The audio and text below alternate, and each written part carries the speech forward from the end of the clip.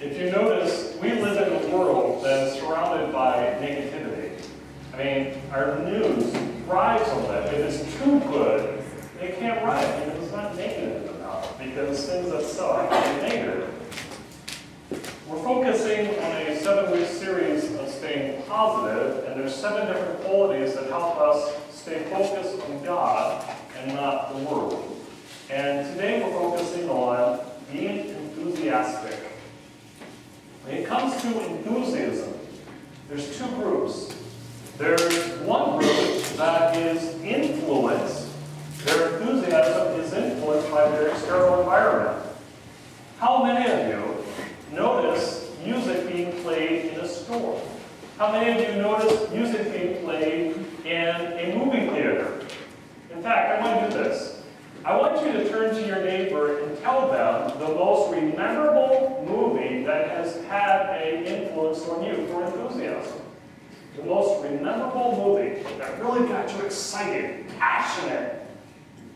So take a moment. You get permission to talk in church.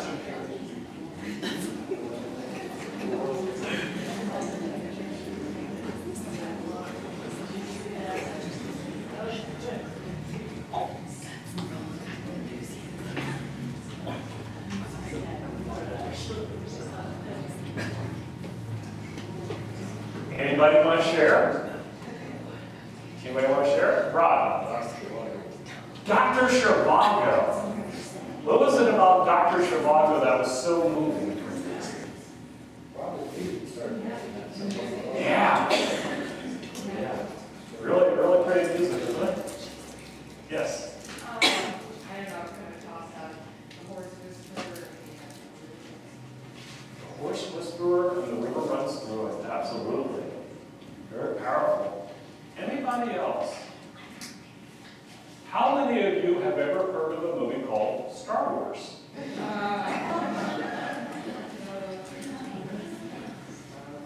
Star Wars, I mean, that's like one of the first real, back in 1979 when the first one came out, like way in ancient history. I remember hearing that especially when the villain, Darth Vader, comes, he has his own music. And it's like so suspenseful. Or movies like Superman. You know, the villain's beating up on the average person, and then all of a sudden you hear that music score, and it just lifts you up, right?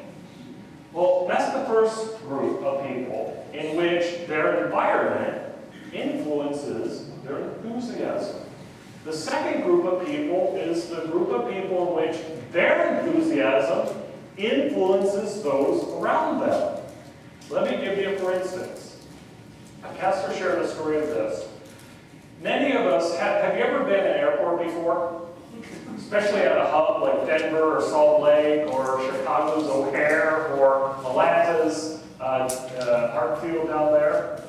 You see people, including yourself, very focused on making their next flight. Sometimes you see people running, sometimes you see people crying, sometimes you see people putting on sackcloth and ashes, right? Because they missed their flight. And then they have to be put up by Delta. And God help you if you, well, we won't go there. There was a lady that was at one of these hub airports, and she felt it was God's calling on her life to open a little big boutique, a little kiosk, and one of the things she would do was brighten people's day by singing. She would stand there for 8 hours singing. It's a happy day, it's a wonderful day. Oh, look at the person with the nice suit or the lady with the nice smile. And she would do that day after day after day. This one pastor who shared this story noticed it and was so, he was worried he didn't fly well and got sick. There's people like that out there, you know. And he just felt really good about flying. In fact, he felt so good he bought gum from her, and he doesn't buy gum. He wanted to know, why is it that you are so happy? And she shared with him, it wasn't that she was just a happy person. It was because she had a relationship with a living God. And it's because of that relationship that was poured out of her, this enthusiasm that she just had to share. She was just so happy about that. So one of the ways I stay positive is by being enthusiastic. In fact, the Greek word that enthusiasm comes from is entheos, which means in God or filled with God. En means in, and theos means God, as in theology, the study of God. And so this is where the root comes from. Spiritual enthusiasm comes not just by your mood, but it is a result of having an intimate relationship with the living God. Let me illustrate. Paul makes this point in 1 Corinthians. Let's read this together. But thank God he gives us victory over sin and death through our Lord Jesus Christ.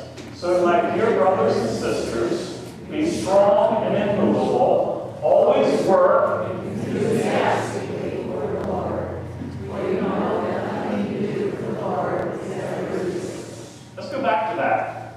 Be thankful to God. Why? Because it gives you victory over sin and death. Is that a big deal? Think about it. All your sins are more plentiful than all the sand in the world, all the planets and stars in the world. Your sin is greater than that. Yet there's a loving God that says, you know what? I'm not going to hold you responsible for that debt. I'm going to place it on my son, and it's going to die with him at Calvary's cross 2,000 years ago. Are you going to feel a little good about that? Here's even better. This is what Leroy told me. Leroy said, you know what? Jesus already paid for my sins. That's why, even when I'm facing death 2 weeks later, I'm not fearing it because I know to be absent from the body is to be in the presence of the Lord. And that's a good thing, right? Now, if you know that your future's secure, your debts now have been paid for, past, present, future, and you got a purpose to live for, other than this world, is that going to make you a little excited? Absolutely. Going on, though. Always work enthusiastically for the Lord. Who do we work for? The Lord. Who's your boss? Jesus, right? And how are we to work for Jesus? Enthusiastically, right? So if you're a student going to high school or college, or you're a stay-at-home parent, or you're waiting tables, or whatever you're doing it for Jesus, and you're supposed to be doing it enthusiastically. One of my first jobs was out of a busboy, at a seafood place in Baltimore called Spittles. How would you like to have that as their last name? And the thing they sold was crabs, Maryland blue crabs, which are a very big deal back on the East Coast, right? With unlimited crabs and unlimited drink. And so I could be cleaning the tables like, why am I here? What time is it? When am I going to get out of here? Man, that's a horrible job. Pays the bills, that's horrible. Are people going to be really impressed with Jesus in me?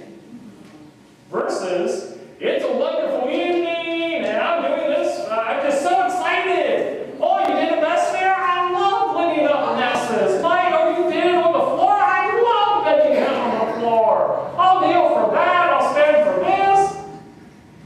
Is there a difference? So, I work for who? And how am I supposed to work? Enthusiastically. In what? Everything, get this. Think of the most mundane job you can think of. Waiting on tables at a restaurant called Spittles at 2 o'clock in the morning, especially when you're dealing with crab shells and all that yuck that goes with that. Okay? Why did I do that? Because I was doing it for Jesus. Think of the most mundane thing what's something that is a job that you don't like doing, but someone has to do it? Clean the litter box. Take out the trash. Mow the lawn. Pick up the dog gifts out there. What's the most mundane job you can think of? It might be your job right now. Here's the thing. When you do it for Jesus, He will take the most mundane something you do and change it into the most meaningful thing you ever did. Because even what you would think would be useless, God says is useful for Him. And that changes everything. why we do it. Whatever you do it for Jesus. And he will take even those things that are useless will matter to him. That's really all that matters, I suspect. Enthusiasm is a posture of your heart rather than a product of the environment. Notice what Paul says in Colossians 3:23. Let's read this one together. Whatever you do, work at it with honor. Whatever you do it for Jesus. You do it for Jesus. So how do you work? You work with all your heart because you're doing it for the King of Kings and Lord of Lords. Enthusiasm is not so much a product of the environment, how you feel, or what you're seeing. It's more about who you are and whose you are. Remember Paul? How many of you would be really jazzed about going to jail? And it wasn't something you did. It was who you were in relationship with. You went to jail because of Jesus. You're worshiping Jesus. You're living for Jesus. You're working for Jesus, even the useless stuff. Well, Paul was in jail. He was chained to the Roman guard. How enthusiastic do you think Paul would be? Oh, this is not good. I'm tied to a guard that could kill me at any moment if I say the wrong thing, do the wrong thing. Right? That wasn't his enthusiasm. If it was determined by his environment, that probably would be it. He was just the opposite. He's like, boy, this Roman guard doesn't know who I am. I'm super apostle, that's secret agent right now, and I'm going to win him for the glory of God. Roman guard, do you know Jesus? No. You're going to know Jesus now. Being chained to Paul, who wrote very long, prevalent sentences. I mean, this is going to be an experience that, in fact, we discovered that a lot of them did come to Jesus because of that. Enthusiasm is a posture of your heart rather than a product of the environment. Second thought. Where did David's enthusiasm come from? How many of you remember the story of David and Goliath? Can anybody give us a backdrop on that? Goliath was who? A giant. In fact, he was called the Anakim, which was part of the Nephilim. Who are the Nephilim? Genesis chapter 6, you see them in Numbers 21, and all over the place. The Nephilim are the offspring of the relationship between an angel, fallen angel, and a human woman. And they have the DNA of an angel and the DNA of a human. And when you mix those two together, that's where you get Nephilim, the fallen ones. They are outside of God's created design. And that's why there's an instant kill order from God whenever you see them. Because they're not just big, but they have supernatural characteristics. That's who Goliath is. You got Goliath in one camp, the camp of the Philistines, and you have the camp of Israel. They're both on two different mountain tops or mountain ranges, and they're going to have a battle. But the Philistines have a great idea. Rather than us having a big mess today, why don't we just pick one person and we'll battle against each other? So it doesn't say Goliath was a champion of the Philistines. He was the champion of the Philistines because he was 9 foot 9 inches. I mean, big dude, supernatural dude, okay? The biggest one over in Israel's army was Saul. He was the tallest one and all this. Guess what Saul's doing? He's hiding in a foxhole. He's like, oh, hey, I'm going to close my eyes, disappear kind of stuff. David, who is not Nephilim, who is basically the runt of Jesse's litter, so to speak. And then Jesse, again, when Samuel came, he was considered a no one, a know-nothing. Okay? He's coming, tight-sized little boy who's taking care of daddy's sheep, is coming to bring lunch for his bigger brothers who matter, who are more handsome, who are more stronger. And then he hears Goliath out there, and that the son of Goliath is causing all of Israel's armies to hide down the foxholes, trying to find out where's that white flag. And do you know what David does? We don't have to just know about what David does. We hear this. He says to the Philistine, you come against me with sword and spear and javelin? I come against you in the name of the Lord Almighty, the God of the armies of Israel, whom you have defiled this day the Lord will deliver you into my hands. This might be like it was against, I don't know, like when the Montana Grizz were going up against the Washington Huskies. Do you remember that? The score was a little lopsided. I mean, did anybody really think, as much as we wanted the Grizz to win, that they would even put a dent in anything?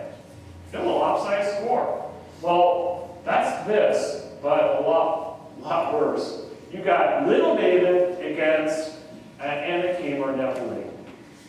In fact, Goliath thought, you must be joking. Is this Israeli humor? What's the deal? This is not happening.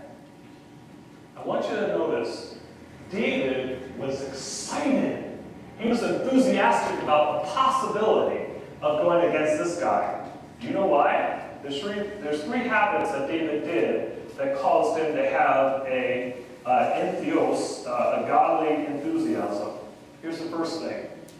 David trusted God daily. David trusted God daily. If you go and look at 1 Samuel 17, 36 through 37, you discover one thing about the shepherd boy. Every day he would have experiences. If you're a shepherd, what do? You protect the sheep from predators. And in fact, he tells Saul this.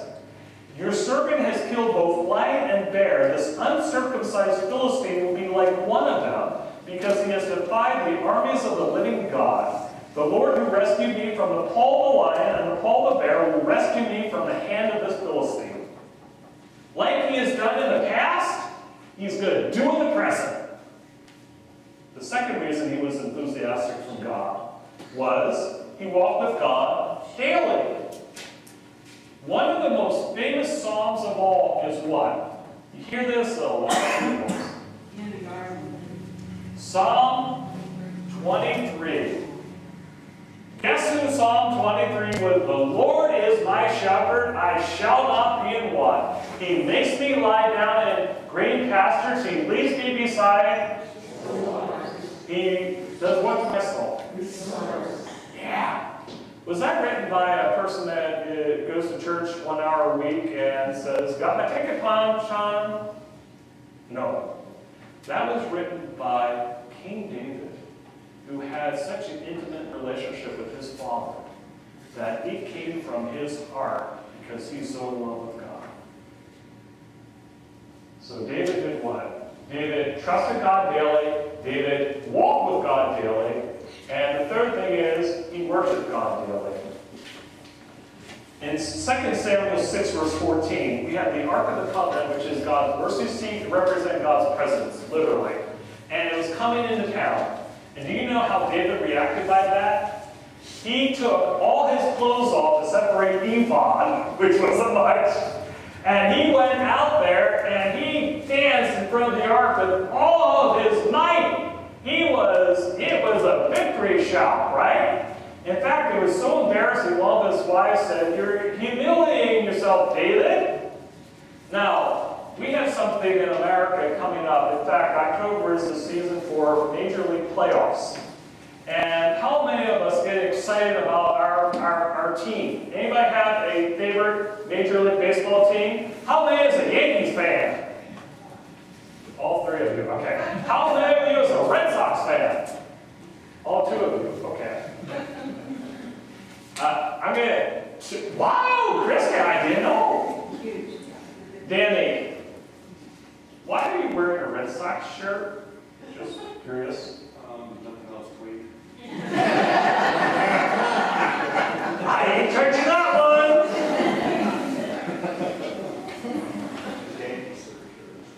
His Yankee shirt was dirty. Got you. Is there a rivalry like, David and Goliath here? I suspect if the Red Sox win the World Series, you will be kind of hyped. You'll probably let people know. Is that a good assumption? Yeah, I wear the shirt. You wear a shirt again, whether it's dirty or not. Here's the thing. We all have favorite teams. Baltimore Orioles, I'd be wearing, ashes and sackcloth the way they performed this year, but we won't go there. Many of us have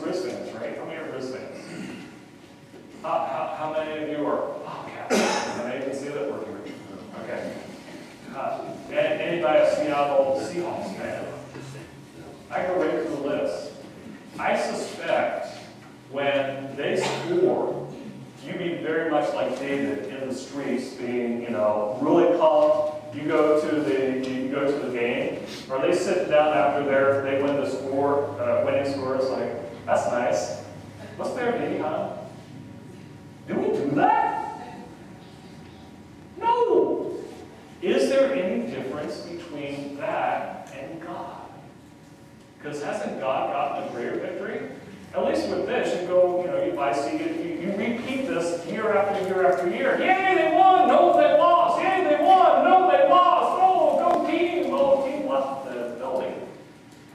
Whereas God has given you victory over sin. Well, sin's not a big deal. Over death. Is death a big deal? Yeah. That's what kind of enthusiasm David had. In fact, it was very contagious. Made him look obnoxious to his wife. He worshiped God daily. So, you have the same enthusiasm, the entheos, when you pray and God answers your prayer. Wow! We had a testimony the other day. We prayed for someone that had cancer. They were healed. Is that something that you get excited about? Absolutely. It was for them. Do you know what? Believe it or not, Leroy is excited about seeing Jesus. He's told by the doctor, you got 2 weeks to live. He was score, using my translation. Why? He's going to see Jesus. How many of you have read the Bible, and the very thing you were having doubts about, God spoke to you through His Holy Spirit? How many of you listen to Caleb or some Christian radio, and there's a certain song on, and it speaks right to your heart, or worship music today? I love that last one. That's like, the light. My goodness, shine your light. People need to see the light of Jesus for sure. Last thought. As David got older, his enthusiasm changed. In fact, there are 2 seasons of David's life, as a kid and then as a king. As a kid, David's enthusiasm was amazing. In fact, we read it right here. How did David go into battle? Well, we know how Israel went into battle. They ran the opposite way to find their closest flock, so including the king. David, who had impossible odds, let's read. As Goliath moved closer to attack, David did what? Yeah. Everybody's saying, run away. David's saying, charge, let me at him. That's enthusiasm. He's ready for the battle. He wants the battle. He knows he has victory over the Goliath before he even throws the first stone because of God. He is excited like you can't believe. However, like most of us, or all of us, David got older. He became king. And as king, he was a lot more comfortable, a lot more laid back, a lot more reserved. In fact, we read this. As a kid with enthusiasm, David ran into battle to serve his God. But something happened to David as he became king. In the spring, at the time when kings go off to war, David sent Joab out with the king's men and the whole Israelite army. And one evening, David got up from his bed, walked around along the roof of the palace, and what did David see? Yeah. David wasn't where he was supposed to be. And because where was the king supposed to be? Out at war, fighting battles for God, right? So his focus on God, he'd be fighting those battles for God. But instead, the king decided to go up on his palace, sit back in the lazy chair, and look around to see what's happening. He's looking around, and what does his eyes see? He sees Bathsheba taking a shower, and then he says to one of his servants, servants, go over to her house and see if there's anything we can minister for her for. Right? And then it goes from bad to worse, and this is where we got this going. David wasn't where he's supposed to be. He saw something he wasn't supposed to see. He thought something he wasn't supposed to think. He did something he wasn't supposed to do, and he lost something he wasn't supposed to lose. As a kid, David ran into the battle to serve God. However, as king, with apathy, David walked on the roof to serve his comfort. Instead of putting his eyes on God and God's calling on his life, he put his eyes on the world and his own personal comfort in life. So here's the question. Which of these two categories represent you right now? Are you so filled with God's Spirit that you're charging into battle and taking on God's giants in your life? Or are you walking around on the roof of your palace, laying in your lazy boy, living for your own comfort? How did David go for someone that was so on fire for God, flame out when he became king? What happened? Jesus talks about that. He said this to a church that did the same thing. At first, they were on fire for God. At last, they flamed out big time. And Jesus said to that church, I hold this against you. Read the rest. You have forsaken the love you had at first. Consider how far you have fallen, and repent and do the things you did at first. So if you've lost your enthusiasm, if your battle cry for the Grizz and for the Red Sox and for the Yankees is louder than your battle cry for God set you free from sin and death, that's a check. That's a problem. You've lost your first love. You're more about your comfort than you are about God. However, here's the solution. Do what David did. How did he get his enthusiasm back? He repented, and he did the things he did first. What did David do?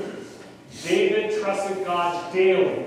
David walked with God daily. David worshiped God daily. What does Jesus say? Repent, turn from the comfort, the lazy boy on top of the palace and living for the world, turn back to God. Did David do that? Absolutely. That's why David writes this in Psalm 51. After Nathan said, what you're doing is wrong, David wrote, create in me a pure heart, O God, renew a steadfast spirit within me, restore to me the joy of your salvation, that I got victory through Jesus, and granted me what? I don't want to go back to the same old person, because if the Son set you free,